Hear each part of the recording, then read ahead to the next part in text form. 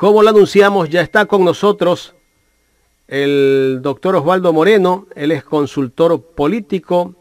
Con él vamos a hacer un análisis del tema debates, lo que se dio el día de ayer.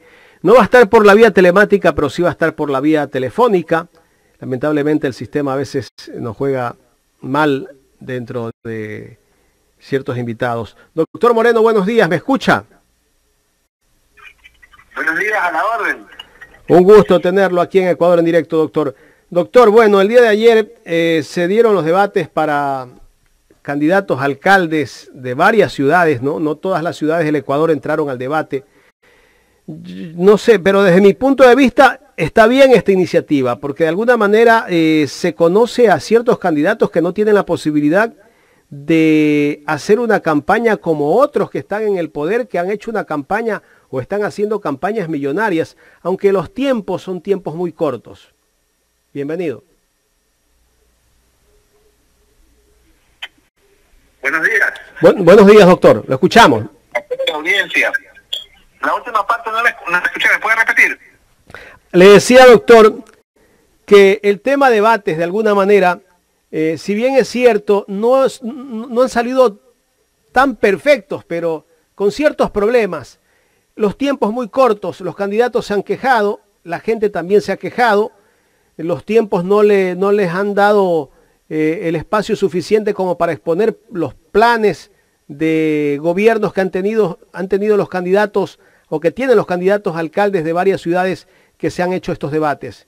¿Me escuchó, doctor? ¿Cómo no? Bueno, primero un gran saludo a toda la audiencia de este medio de comunicación. Un saludo a la audiencia, un saludo al panel. Siempre un gusto atenderlos. Y a pesar de la tecnología estamos aquí como siempre. Mire, yo rescato algo de la práctica de los debates. Primero, mi felicitación pública al doctor Héctor Yepes y a las otras personas que están a cargo de esta actividad. Y al CNE, ¿sabe por qué? Porque con todos sus errores, creo que es una forma, o tenemos que trabajar en institucionalizar esta práctica. Esto va a ser de a poco, pues, ¿no? Vamos a ir arrancando, es la segunda vez que esto pasa, o primero. Segundo, de los debates de los que he visto de todo, lo feo, lo lindo, lo horrible, etcétera. Pero yo rescato, ayer vi el debate de Guayaquil. No le voy a decir quién lo hizo mejor, quién lo hizo peor, eso depende de cada ciudadano. Pero rescato y aplaudo que ya estoy viendo renovación. Vi al señor Juan Pablo, ¿cómo se llama? No me acuerdo, Pedro Pablo Duarte. Vi al candidato al correísmo, Aquiles Álvarez. Entonces me pareció súper interesante. Y la señorita Rocío Serrano. Correcto. Seguramente nos tapan algunos, pero me pareció interesante ver esa renovación. Yo creo que al margen del resultado, o indistintamente del resultado, creo que Aquiles Duarte es el futuro de Guayaquil. O sea, más que si son el futuro, representan una nueva generación de políticos, que creo que es necesaria en la ciudad de Guayaquil. Ya, pues hasta cuándo, los mismos y las mismas. Veo una doctora Viteri, digamos, como favorita, pues no, las encuestas nos dicen eso, digamos que defendiendo el podio, pero obviamente en una vitrina o en un marco del debate, digamos, fuera, digamos, del pelotón, pues no, que me parece que el debate del primer grupo fue más candente o por lo menos más movido, ¿no? Pero en todo caso rescato esos dos factores. Número uno, que se empiece a institucionalizar los debates en el Ecuador. Y número dos, que empiecen a aparecer nuevas figuras, porque creo que es emergente o urgente que tengamos nuevos cuadros, nuevos candidatos en esta ciudad. Claro, yo también pienso igual, doctor. Yo creo que es la oportunidad para que nuevos políticos, nueva generación de políticos sean los que participen como candidatos y candidatos jóvenes, con ciertos problemas, ¿no? Como usted dice en el tema debate, pero yo creería que desde mi punto de vista, no sé si tal vez usted comparta lo que voy a decir, pero el debate en el primer grupo, ver a los candidatos más fuertes, y en el último grupo que estuvo la alcaldesa que va a la reelección, estuvo con los candidatos tal vez no tan fuerte, pero bueno, igual no hay que desmerecer a ninguno, pero me hubiese gustado que el debate sea uno solo, que sea un solo grupo, para que en ese grupo confronten todos. ¿No le parece, doctor? Yo sé que es mucho, pero hubiese sido tal vez mejor porque todos hubiesen cuestionado. Le decía que tal vez se hubiese dado un debate donde participen todos los candidatos, no así en dos grupos, porque participando todos iban a cuestionar a quien está en este momento como alcaldesa de Guayaquil y quien va a la reelección, que evadió muchas preguntas de las que le hacían sus compañeros en el grupo 2. Bueno. ¿Me escucha? Sí, le estoy escuchando, doctor, le escucho. Lo que pasa es que en eso yo coincido con el CNE. Sería bastante engorroso, pues, que pongamos a cuántos eran, creo que eran 10 candidatos. 11 candidatos. 11 candidatos. 11. Hay que ser realistas. Es muy difícil que en un espacio de 1 hora y media entren 9 candidatos. Por eso se supone que hay un sorteo. Hay gente que cuestiona la probidad de los sorteos, etcétera, etcétera. Pero me parece, insisto, vea, yo voy a lo de fondo, a lo medular. Para poder institucionalizar esta práctica, ¿ya? Esto es como todo en la vida, prueba, error, prueba, error, prueba, error. Entonces yo sugiero o creo que este tipo de prácticas hay que fortalecerlas. Y claro, y no debe ser la única. Creo que los candidatos también están obligados a debatir en ciertos espacios, a debatir en ciertos foros. Para eso está la academia, la universidad, los sectores sociales, los sindicatos, los barrios. En Guayaquil, yo creo que los barrios se han debilitado. El otro día asesinaron que Dios lo tenga en su gloria, a un dirigente social, a un presidente de un comité de barrio, en Los Ceibos, un barrio del norte tradicional de Guayaquil. Por ahí hay un idiota que los pelucones, en Los Ceibos ha sido un barrio tradicional de la clase media de Guayaquil los últimos 50, 60 años, usted que conoce. Y matan a un dirigente de la ciudad de Guayaquil. Yo planteaba que esa tarde mataron a Guayaquil, porque si el Estado es inepto e ineficiente en materia de seguridad, porque si lo privado no nos da resultados en materia de seguridad, nos quedan los comunitarios, nos queda la comunidad, nos quedan los vecinos. Entonces, si asesinan a un líder comunal con el derecho sagrado, o más importante de los ciudadanos, que es actuar en comunidad, ese día creo que asesinaron a Guayaquil. Veo que han atrapado a los autores materiales, pero ojalá no sea como el 99% de los casos de nuestro país, que nunca dan con los intelectuales.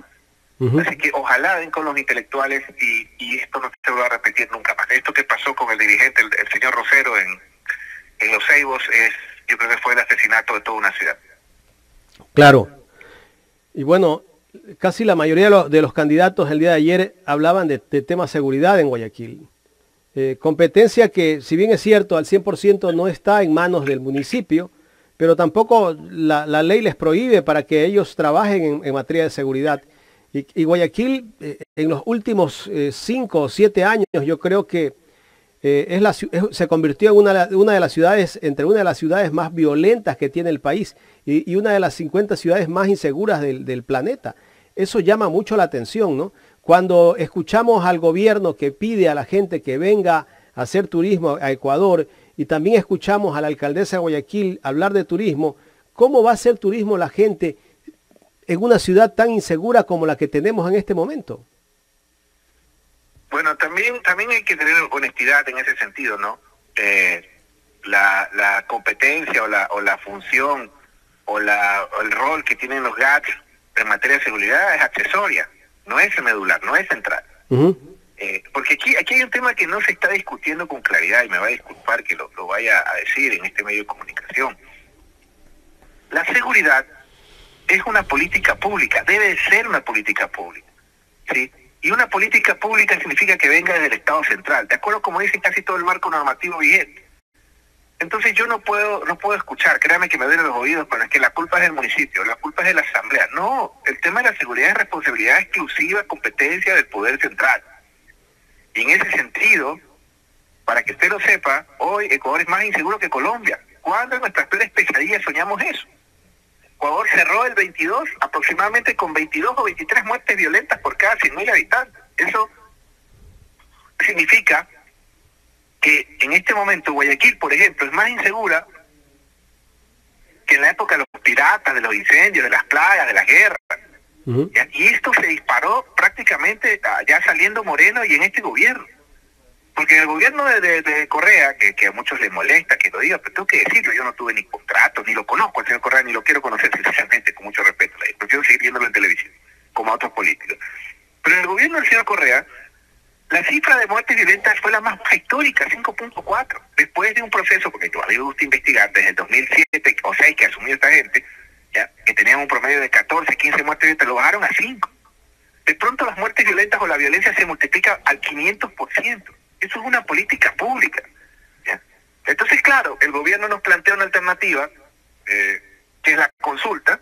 Yo, en lo personal, he dicho públicamente mi posición. Por ahí la única pregunta que medio me hace un poco analizar es el tema de que las Fuerzas Armadas asuman un rol en determinadas circunstancias. Pero el gobierno legítimamente nos plantea una alternativa de solución que plantea que es la consulta. Yo dudo que digamos, en Colombia, que está infectado de bases militares, que tiene extradición, México, que se incida en mantener la seguridad. Colombia rompe todos los días el récord mundial, todos los días, no lo hablo al mes, al año, de producción de cocaína, con bases norteamericanas, tratados de extradición. Yo no creo que esa es la solución, pero al menos nos plantean una tesis. Entonces, en ese escenario, en ese contexto, esta crisis de inseguridad, que es la peor de la historia, es responsabilidad absoluta y exclusiva del Estado central. Los gobiernos locales pueden dar camionetas, gasolina, los almuerzos, las colas, yo qué sé. Pero no es tu responsabilidad, no es, digamos, eso digamos, desmoviliza el eje medular de los municipios, que es el aseo de calles, la basura, las escuelas fiscomisionales, las canchas de fútbol, los espacios recreativos, los permisos ambientales. O sea, eso todo está en la ley. Pero quererle chantar el tema de la inseguridad, y puntualmente en esta crisis, que es la peor de la historia, yo creo que es una forma total de deshonestidad intelectual del gobierno, que lo hace, creo yo, de forma deliberada. Y también tengamos un debate serio. Claro que hay una responsabilidad compartida, pero desde el punto de vista del respaldo. Pero quien delinea la política de seguridad, al ser una política pública, es el gobierno central. Y lo que estamos viviendo es una pesadilla espantosa. Porque primero era, no, lo que pasa es que es entre ellos. Tú sabes que yo ya perdí la cuenta de las personas que conozco que han fallecido por este modo sicariato. Ninguna con antecedentes penales. Le puedo dar nombres y apellidos. El abogado Edgar Escobar, gran amigo de la universidad, fiscalito le decía, porque paz descanse, que Dios lo tenga en su gloria. El fiscal mejor evaluado en sus notas, en transparencia, asesinado al pie de la fiscalía. Acá donde yo vivo, a pocos metros, asesinaron a un muchacho, un buen muchacho, hijo de una profesora muy conocida de la ciudad de Guayaquil, no voy a dar su nombre, bueno, por seguridad, pero es conocido, aquí en Buditorio, un lugar donde yo solía desayunar con mi familia los domingos o los sábados de la tarde, ir a cenar con los hijos para que jueguen. Acá a 300 metros donde yo vivo también la veo los puntos cardinales en un lugar que, entre comillas, es seguro. Secuestraron al sobrino nieto de un expresidente. Acá a mi otro lado, a 400 metros, intentaron matar a un señor que tenía antecedentes penales, le metieron 90 tiros al carro que resistió por el blindaje. Entonces, este es un tema que no es que es una banda entre ellos o es una vendetta. Claro que hay un gran porcentaje de la guerra que tienen las bandas delictivas, pero esto es un tema de una política pública, y esa política pública la debe de encabezar el Ejecutivo. Así que veamos qué pasa después de la consulta. Ojalá, si es que esa es la necesidad que tienen para poder resolver el problema, lo sea, pero yo tengo mis grandes dudas, le comento. Doctor, el gobierno solo se preocupa de hablar de temas de narcodelincuencia, narcopolítica. También dice que están incrementando el número de policías, que hay que crear leyes más duras, pero se olvidan de la parte social. Pues yo creo que desde allí también debe de trabajar el Estado como Estado, ¿no? Para crear nuevas oportunidades a los jóvenes. Hay jóvenes que tal vez no quisieran estar dentro de toda la ola de violencia que vive el país, pero algunos, yo creo que por la falta de oportunidades caen en las garras de este tipo de gente que pertenece a bandas. No se justifica lo que estoy diciendo, pero yo creo desde mi punto de vista que por ahí viene el tema. Mire, la deserción en las escuelas después de la pandemia es una cifra espantosa, 25%. 25% de los niños desertaron de las escuelas. Y no solo eso, hablamos de las escuelas públicas, pues, ¿no? En las escuelas públicas, el acceso a las escuelas virtuales, ¿sí?, era del 50% en las áreas urbanas. Es decir, para esos que van a todos lados a decir que todo es digital, bueno, sepa usted que durante la pandemia, es decir, año 20 y 21 prácticamente, el 50% de los niños, adolescentes de las escuelas públicas no pudieron estudiar. No pudieron estudiar porque A, no tenían conectividad, B, no tenían el aparato, C, me explico. Y en las áreas, esta cifra se disparaba a 90%. Entonces hay 2 generaciones completas que no pudieron educarse, y ni le cuento la cantidad de que no pueden acceder a la universidad. Aproximadamente son casi de 200 a 300.000 jóvenes que todos los años no pueden ingresar a la universidad. Obviamente, pues si hablamos hasta de escuelas de sicarios en nuestro país, ¿cuándo pues tuvimos eso? Entonces, esto para mí es una política de seguridad. Y esa política pública de seguridad implica ciertas cosas que van no solo desde los municipios, desde el mismo gobierno, la fuerza pública, la depuración, los filtros, dotar a la policía. Pues ¿cómo van a competir los policías si ahorita la delincuencia tiene armas largas? ¿De dónde las sacan? Entonces, todo ese tipo de situaciones yo creo que conllevan la creación de una política pública. Y volvemos al principio. El gobierno nos dice, esta es mi tesis para resolverlo. Bueno, suponiendo que gane el sí, es un escenario, esperemos que vean la vía o de los resultados para resolver este gran problema. Correcto. Doctor, vámonos ya al tema nuevamente del debate. De todos los que participaron en el debate el día de ayer acá en Guayaquil, ¿quiénes tienen tal vez posibilidades de ir? No solamente, yo he escuchado varias encuestas, ¿no? Hablan de que el candidato de la Revolución Ciudadana está casi empate con Cynthia Viteri. Por ahí también dicen que Jairala por ahí va cerca de Cynthia Viteri. Bueno, en fin, de los 3 que se habla dentro de esta campaña, ¿quién podría tener la posibilidad, no solo tal vez Cynthia Viteri, de ganar esta elección? Bueno, hay un dicho que tenemos en mi empresa, que es, señor, líbrame de las encuestas en las que voy primero, que de los votos me encargo yo. Pero, digamos que para mí es fundamental ganar las elecciones, que el rival gane las encuestas, que el rival gane las redes, que el rival gane todo lo que tenga que ganar. Pero es fundamental ganar la elección. Entonces, me parece que Guayaquil debería tener un cambio de rumbo, inclusive desde la misma sociedad cristianismo, pues no, si es que si es que tocar hacerlo. Pero también hay una fragmentación, digamos, de la tendencia, pues no. Creo que Jimmy Jairala debió ser el candidato del correísmo y viceversa. Fue una alianza que no se dio, y bueno, ellos planteaban que iban por su lado, y vamos a ver que al final el resultado es lo que manda. O sea, nosotros podemos analizar, hablar, filosofar, no sé si adivinar, que no es mi caso, pero creo que el 5 de febrero tendremos la respuesta. Sí, efectivamente el candidato Álvarez se ha hecho presente, porque el correísmo tiene su estructura, tiene su aparato y termina siendo el opositor legítimo al gobierno, pues, ¿no? Entonces, en este marco, habría que esperar a las elecciones y bueno, y esperar que finalmente la voluntad popular se dé. Correcto. Y pasando al tema prefectura, ¿cómo ve usted el panorama de los candidatos que ya debatieron hace una semana?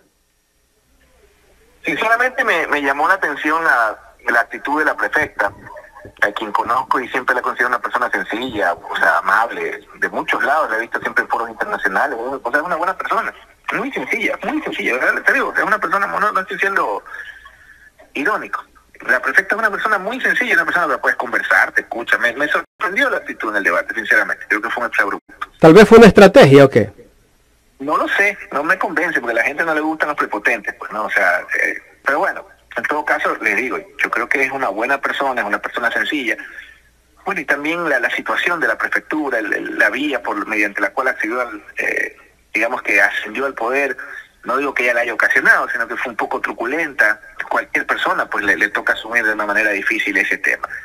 A ver, yo lo he dicho públicamente y lo repito, la elección de prefecto del Guayas es una elección de aproximadamente 3,5 millones, un poquito más, un poquito menos de electores. Es decir, es la elección más grande a nivel local del país y es la elección más grande después de la presidencia. ¿Eso qué significa? Que una elección de más de 3 millones de almas es como ser presidente de Costa Rica, de Panamá, de El Salvador, etcétera, etcétera. Es casi como ser presidente de un país centroamericano. Y para mí, las únicas fuerzas que tienen el aparato y el músculo para contender y sostenerse hasta el final de una elección de ese tipo son el Partido Social Cristiano, encabezado por la licenciada González, y el Partido Revolución Ciudadana o Movimiento, no estoy seguro qué es, que encabeza la doctora Marcela Guiñaga. O sea, dicho de otra forma, palabras más, palabras menos, para mí esa es una contienda que por estructura, más que por otra cosa, sin desmerecer a Nicola Penti, que me parece un tipazo, al mismo Bushmer, al mismo doctor Vanega, mi amigo, yo creo que quienes tienen el músculo, ojo, ¿qué significa músculo? El aparato, la estructura. Usted, para empezar, investigue qué movimientos tienen candidatos en todos los cantones. No lo voy a decir yo porque, bueno, van a decir en desmedro de tal candidatura.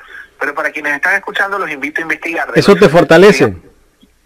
5 que están en el pelotón, entre comillas, la doctora Guiñaga, el doctor Vanegas, el Nicolás Lapenti. Usted tiene que analizar y ver quiénes tienen la capacidad de poder estar dentro del pelotón y que tienen candidatos en prácticamente todos los cantones.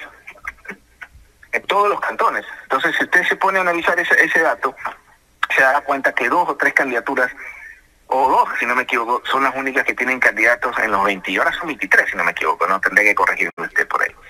Entonces, creería que esa disputa se va a definir entre la doctora Guiñaga y la prefecta, que sigue arriba, sigue adelante, porque hay algo que la gente no ve, y esto es importante también, hacérselo ver o por lo menos comunicarse. Tú no contiendes contra Cintia Viteri, tú no contiendes contra Susana González, la contiendes contra el aparato, la estructura de la lista 6, que es una máquina electoral aceitada y vencedora de los últimos 30 años, al menos a nivel local. Salvo con Jimmy Jairal en la primera ocasión, que prácticamente lo apoyaron, y en la segunda con Ron, que casi la pegan. Pero tú contiendes contra el aparato, la 6, contra la estructura barriada, contra los dirigentes, contra la experiencia, ¿no? Ellos son, digamos que son parte de la cabeza o son la parte visible, pero realmente es difícil que tú puedas romper esas líneas de cuadros políticos, de dirigentes barriales, tienen un control electoral extraordinario, impecable. Entonces, para mí la prefectura de Guayas, de pronto me equivoco, creo que se va a terminar definiendo entre la doctora Guiñaga y la señora González. ¿Cuál es el porcentaje del voto duro del correísmo en la provincia del Guayas?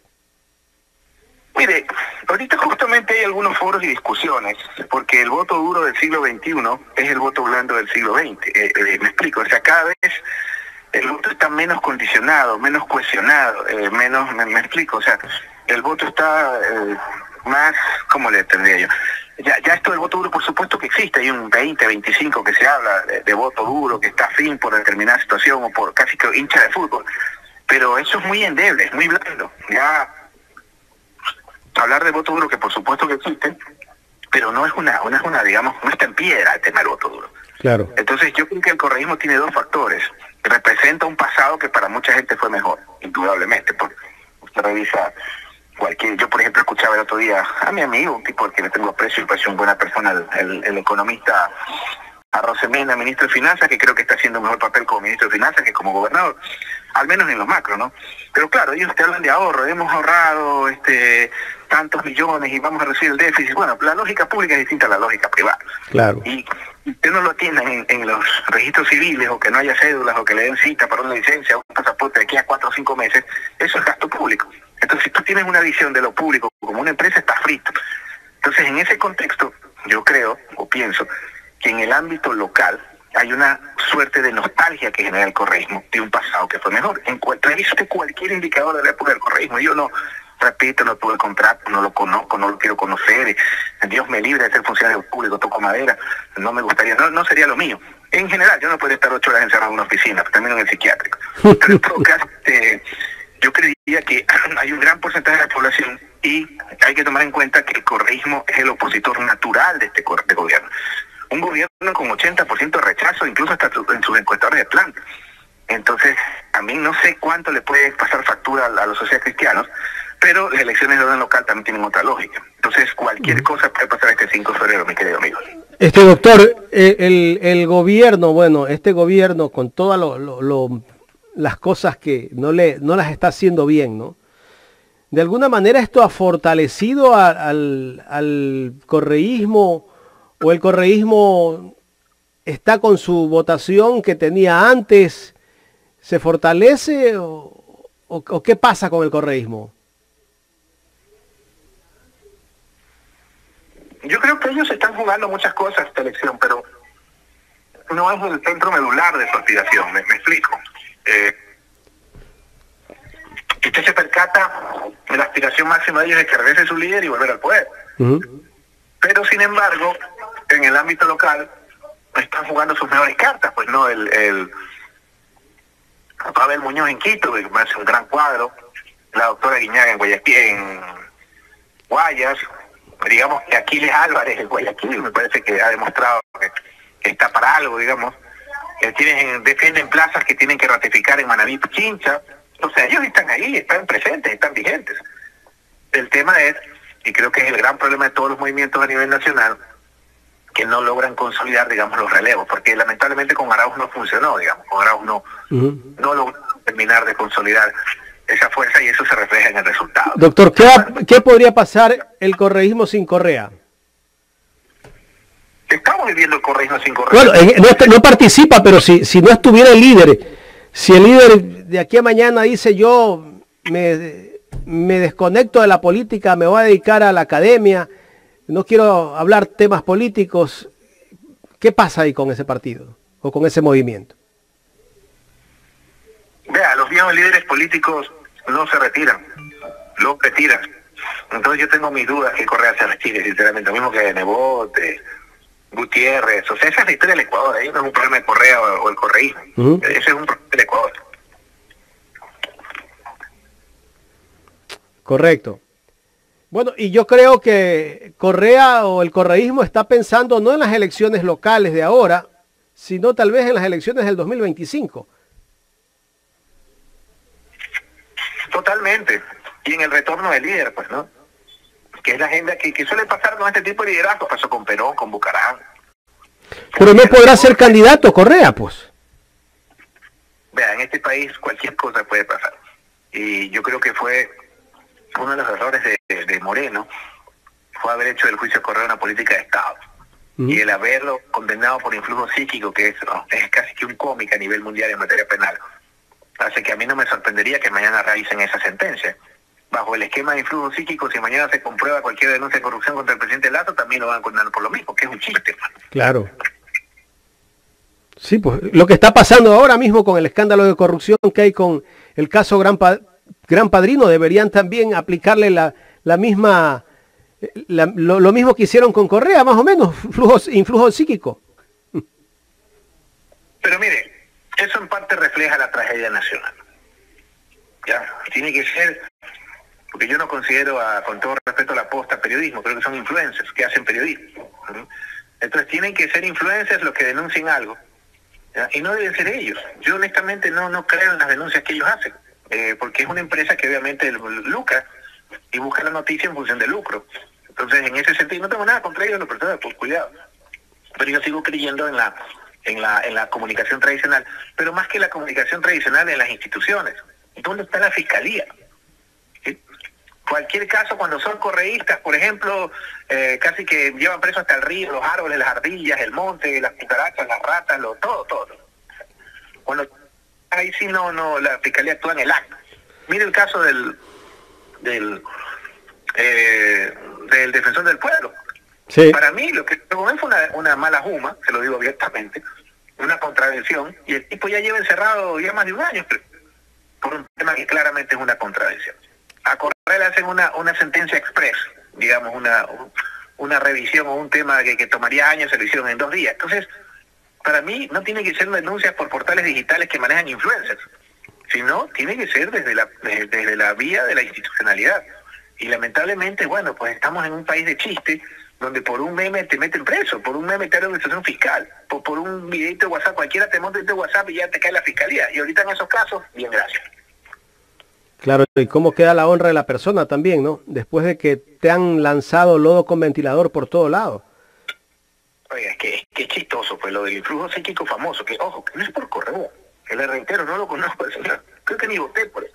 No es por Correa, es por la institucionalidad. Si usted deja una jurisprudencia nefasta, mire, yo creo que la sentencia de Correa se va a revisar, le voy a explicar por qué. No soy un abogado experto en ese tema. Pero eso genera una jurisprudencia letal, pues, especialmente para el presidente Lasso. Usted se imagina a Lasso, que es un hombre ya mayor, terminando su... Bueno, aunque les gusta más Miami, creo que el Ecuador, pues, ¿no? Pero usted se le imagina a Lasso mañana condenado por influjo psíquico. Entonces, esa es una sentencia que tiene que ser revisada porque va a quedar una jurisprudencia adicional a cómica, nefasta. Entonces, usted me pregunta, ¿usted cree que Correa va a ser candidato? Yo, si es por los influjos psíquicos, yo creo que esa sentencia se va a caer. Aparte de chistosa, irrisoria y ridícula, se va a tener que caer porque es una jurisprudencia letal.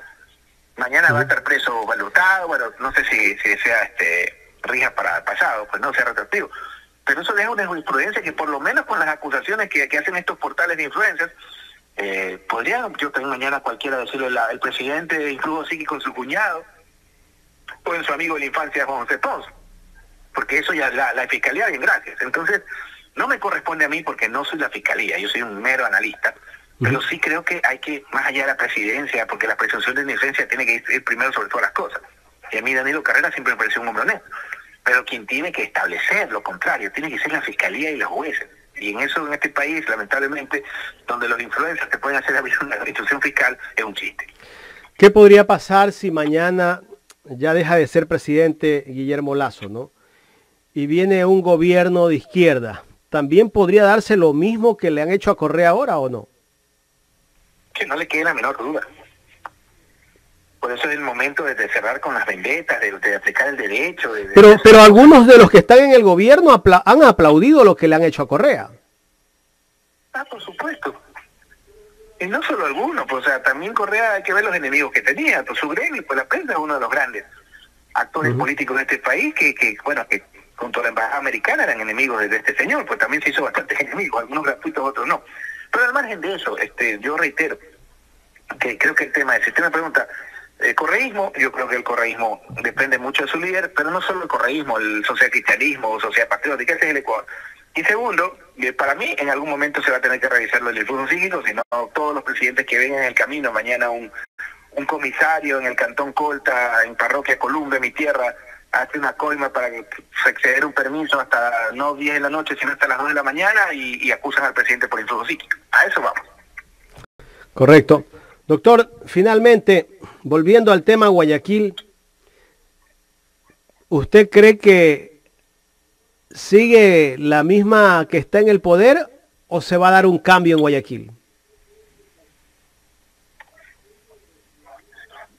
Mire, yo soy malo para adivinar.